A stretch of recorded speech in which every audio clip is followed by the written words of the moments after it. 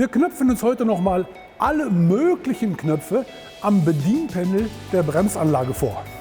Als da wären der schwarze Bedienknopf der Betriebsbremse, der rote Knopf der Feststellbremse, verschiedene Hebel zum Heben und Senken, ein Drehtaster für die Liftachse und ein Drehschalter für eine zweite Fahrhöhe. Auf geht's!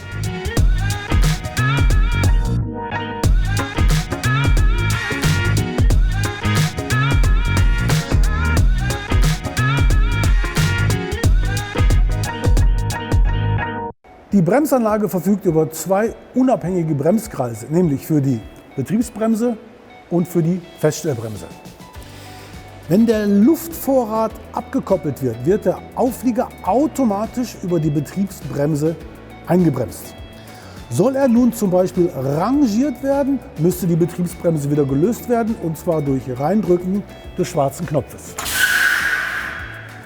Die Feststellbremse wirkt mechanisch über eine starke Feder im Bremszylinder und muss manuell betätigt werden.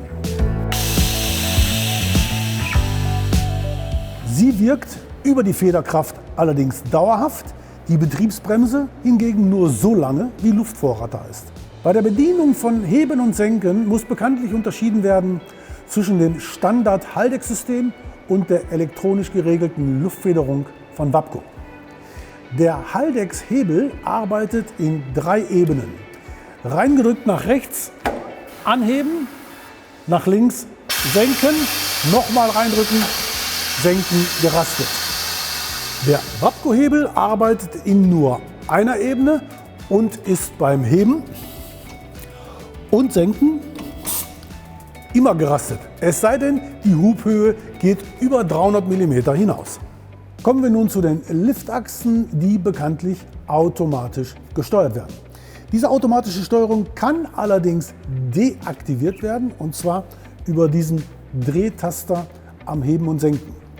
Wird der Drehtaster nur kleiner als 5 Sekunden gehalten, wird die sogenannte Anfahrhilfe aktiviert. Die erste Achse hebt schon im Stand.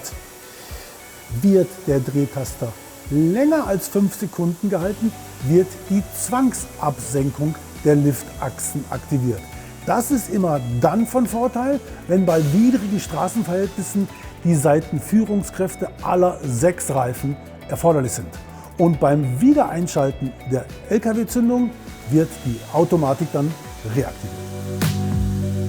Zur Aktivierung einer zweiten Fahrhöhe kann das Dreiachsaggregat mittels eines Drehschalters um 40 mm angehoben werden. Und zur genauen Klärung des Warum, Weshalb, Wieso und der Vollständigkeit halber, seht euch bitte nochmal die dazugehörigen Beiträge auf YouTube bei Krone TV an.